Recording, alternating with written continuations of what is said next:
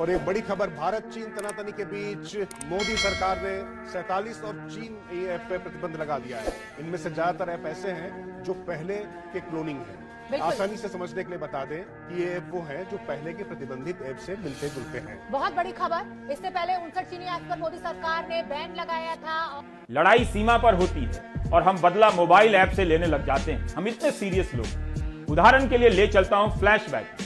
तभी पता चलेगा कि हमने ठीक 1 साल पहले टिकटॉक को भी सबक सिखाया था। क्या वैसा ट्विटर के साथ होने वाला है?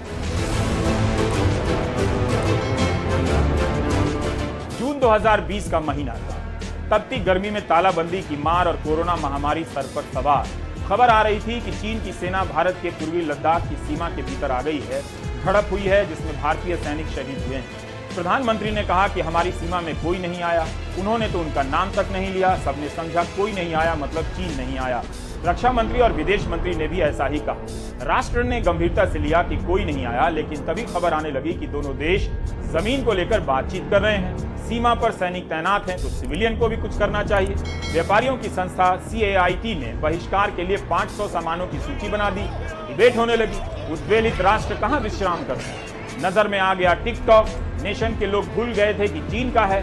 लॉकडाउन में घरों में बंद लोग कूद फांद कर वीडियो बना रहे थे, अपलोड करने की तैयारी में थे कि टिकटॉक बंद हो। सबने नेशन का साथ दिया। निर्णय कड़ा हो तो नेता भी बड़ा होता है। टिकटॉक से ग्लोबल हो रहे लोकल कलाकार पुनः लोकल हो गए।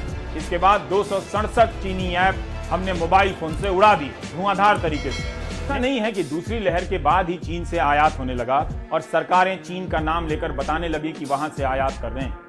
पिछले साल करती तो पुतला दहन हो जाता, ये तय था। इस साल 18 मार्च को वाणिज्य राज्य मंत्री हरदीप पुरी ने लोकसभा में एक लिखित जवाब पेश किया। सवाल तृणमूल की सांसद माला रॉय ने पूछा था।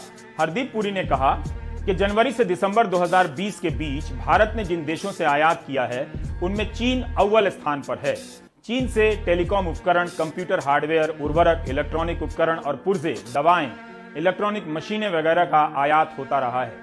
चीन से भारत ने 58.71 अरब डॉलर का आयात किया है। आयात के मामले में नंबर 1 चीन ही बना रहा। 2000 ने टकराव का नया तरीका निकाला। ईंट का जवाब पत्थर से देने के बजाय ईंट का इस्तेमाल विकास में करने लगा। चीन से सामानों के आयात की नीतियां कठोर होने लगी। 3 जुलाई 2020 का दिन भी कड़े निर्णय लेने वाला ऐतिहासिक था।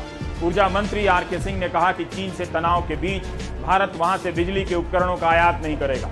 राज्य सरकारों की बिजली कंपनियों से भी कहा कि वे चीन से आयात ना करें। मंत्री जी ने कहा कि हम बर्दाश्त नहीं कर सकते कि कोई देश हमारी सीमा में घुस आए।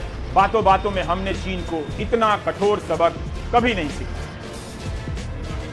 अब लेटेस्ट 1 साल पहले चीन से आयात पर अंकुश के फैसले को महान बताने वाले मंत्री चीन से आयात पर आंखें मूंदने लगे। आक्रोश की जगह आयात ने ले ली है। चीन से ऑक्सीजन कंसंट्रेटर और सिलेंडर का आयात होने लगा है। दिल्ली सरकार ने बताया है कि चीन से 6000 ऑक्सीजन सिलेंडर आयात कर लिया गया है। नेशन की नेशनलिस्ट भावनाएं आहत नहीं हुई हैं।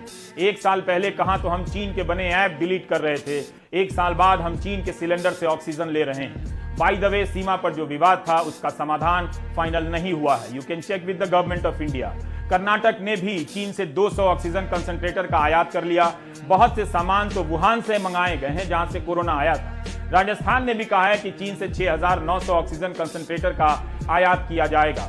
अफसोस की बात है कि इन घोषणाओं के खिलाफ पुतला फूंकने वाले इन दिनों अपनी सोच को पॉजिटिव करने के जुगाड़ में लगे हैं। क्या आत्मनिर्भर भारत आयात निर्भर भारत बनने लगा है?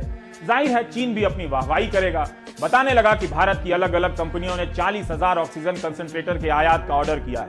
भारत में तैनात चीन के राजदूत ने चीनी कम्युनिस्ट पार्टी के अखबार ग्लोबल टाइम्स को बता दिया। 29 अप्रैल को चीनी राजदूत ने ट्वीट भी कर दिया कि चीन से अप्रैल के 2 हफ्तों के भीतर 61 मालवाहक जहाज आए हैं। 5000 से अधिक ऑक्सीजन सिलेंडर की आपूर्ति हुई है। 21,569 ऑक्सीजन जनरेटर और 3800 टन दवाओं की आपूर्ति हुई है। 2 करोड़ से अधिक मास्क की भी आपूर्ति हुई है। इस तरह से गिन गिन कर अब बताया जाने लगा है ये विदेश नीतियों की हालत हो गई है। ऑक्सीजन कंसंट्रेटर तो ठीक है, लेकिन 1 साल तक आत्मनिर्भर रखने के बाद 2 करोड़ मास्क का आयात करना पड़े, यह निर्भरता की आत्मा के लिए अच्छा नहीं है। चीनी सामान का विरोध करने वाले इस साल उदार नजर आ रहे हैं। लोकल की ग्लोबल चेतना जाग गई है। देश को चाहिए टीका। बहस हो रही है ट्विटर पर। रात भर लोग अपना अकाउंट चेक करते रहे कि ट्विटर बंद तो नहीं हो गया।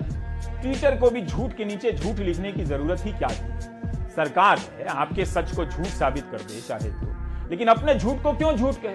हमें गंभीर मूल्य है, लेकिन कोई हमें हल्का काम करने से नहीं रोक सकता। तो शांति से जरा थोड़ी देर बैठिए और सोचिए, अगर हम करें तो करें क्या, बोले तो बोले क्या। वाह मोदी जी, वाह वाह वाह। आपकी नियति में गोबर ही है, इसलिए कहा गया है कि मुंह पे मास्क लगाओ, मुंह बंद रखो। अगर आपको हमारा ये वीडियो पसंद आया हो तो इसे लाइक और शेयर जरूर करें और हां, हमें सब्सक्राइब और फॉलो करना ना भूलें।